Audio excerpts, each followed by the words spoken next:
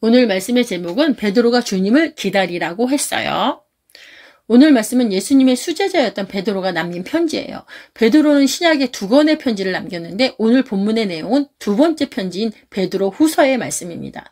예수님이 하늘로 올라가신 후에 30년이 흘렀어요. 베드로는 예루살렘의 교회의 지도자로 교회를 이끌어가고 있었어요. 그런데 로마 황제가 교회를 심하게 핍박하여 베드로는 로마 감옥에 갇히게 되었습니다. 감옥에 갇힌 베드로는 교회의 지도자로서 교회의 성도들이 걱정되었어요. 왜 걱정을 하게 되었냐 하면은 로마 황제가 핍박하는 것도 걱정되었지만 교회 안에서 더 심각한 문제가 있었는데 우리 지난주에 나누었던 유다서의 말씀처럼 교회 안에 가만히 들어온 거짓 선생들이 믿음에서 성도를 떨어지게 했어요. 예수님의 동생인 유다가 유다서에서 말한 것처럼 베드로는 유다와 똑같은 말을 하였는데 교회 안에 들어온 거짓 선생들의 가르침 때문에 성도들이 믿음에서 흔들리고 떨어질 것이 가장 걱정되었어요. 그래서 베드로는 성도들에게 어떤 말씀을 썼냐 하면 무엇이 진실하고 정직한지를 일깨우기 위해서 기억하라고 하면서 2번째 편지를 쓴다고 합니다. 우리 말씀을 확인해 봅시다. 말씀 베드로후서 3장 1절 말씀이요. 베드로후서 3장 1절 말씀. 사랑하는 여러분, 이것이 내가 여러분에게 2번째 쓰는 편지입니다. 이 편지가 여러분의 정직하고 진실한 마음을 일깨우는데 도움이 되었으면 좋겠습니다. 라고 썼어요.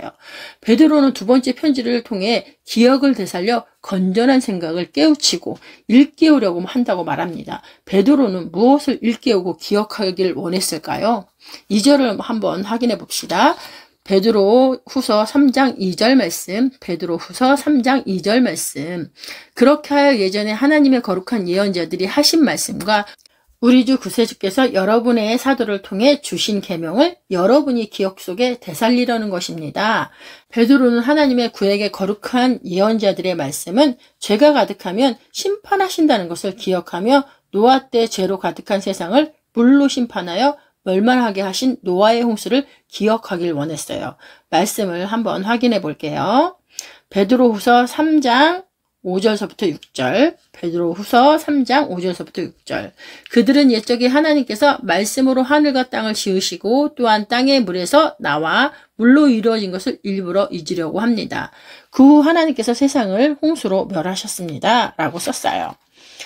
그러나 하나님은 이제 더 이상은 물로 심판하시지 않는다고 말씀하시고 약속의 징표로 무지개를 주셨어요.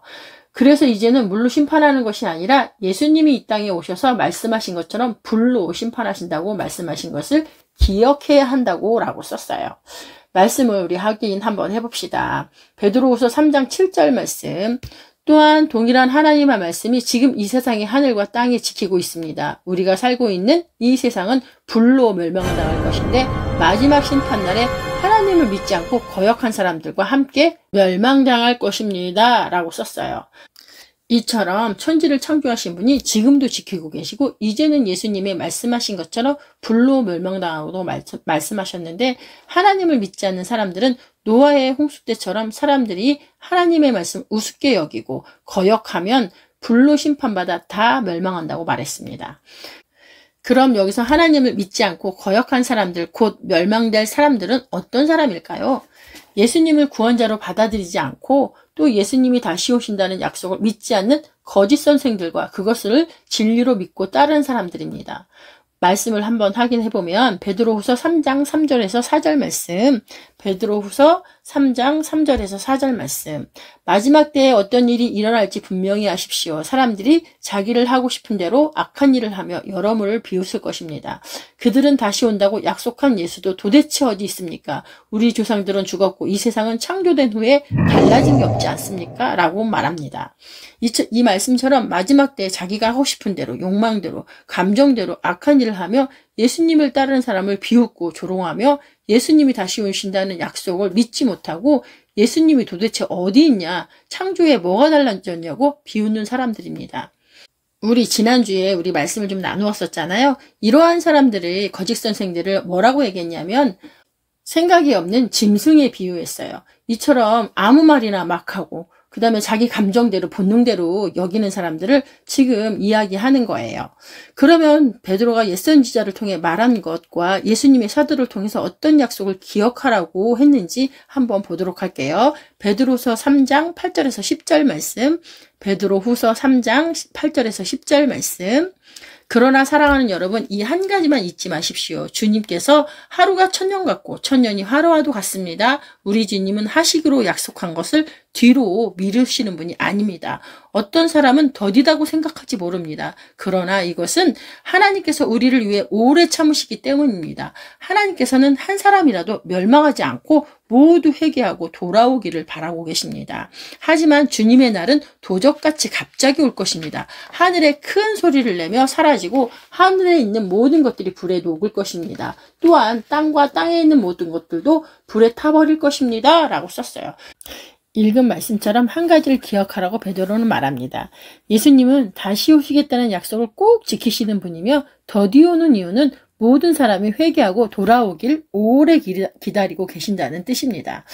여기서 회개란 자신의 모든 죄를 하나님께 기도하면 하나님께서는 용서해 주십니다. 그리고 다시는 같은 죄를 짓는 것이 아닙니다. 그리고 잘못한 사람에 가서 용서를 받아야 합니다. 그래서 온전한 회개의 열매를 맺는 것이 온전한 회개입니다. 그리고 베드로는 주님이 다시 오시는 날을 아무도 모르게 도둑같이 온다고 말했습니다. 이 말씀은 예수님도 하나님만 아시고 그 시간과 때는 알 수 없다고 말씀하셨습니다. 그러므로 우리는 다시 오실 예수님이 어느 때에 오실지 알 수 없으나 항상 깨어서 기도하고 예수님을 맞을 준비를 해야 합니다. 그리고 베드로는 마지막 때에 하늘이 불에 녹고 땅에 있는 모든 것이 불에 탄다고 말했습니다. 이 말씀을 보면 주님이 오시는 날이 무섭고 두려운 날이라고 생각이 들 수 있습니다. 그러나 예수님을 믿는 우리는 무섭고 두려운 날이 아니라 다시 오실 주님을 기쁨으로 맞이하는 날입니다. 예수님이 오시면 우리는 하늘로 올라가서 예수님을 기쁨으로 맞이하면 됩니다. 그래서 초대교회 때는 사람들이 마라나타라는 인사를 했습니다. 마라나타의 뜻은 아람어인데 주여 어서 오시옵소서라는 뜻입니다. 이처럼 초대교회 성도들은 예수님을 매일 기다렸습니다. 우리도 이러한 마음으로 다시 오실 예수님을 준비하며 기다리면 됩니다. 어떤 준비를 해야 하냐 하면 주일 예배 잘 드리고 매일 말씀과 기도로 깨어 준비하는 여러분이 되길 축복합니다.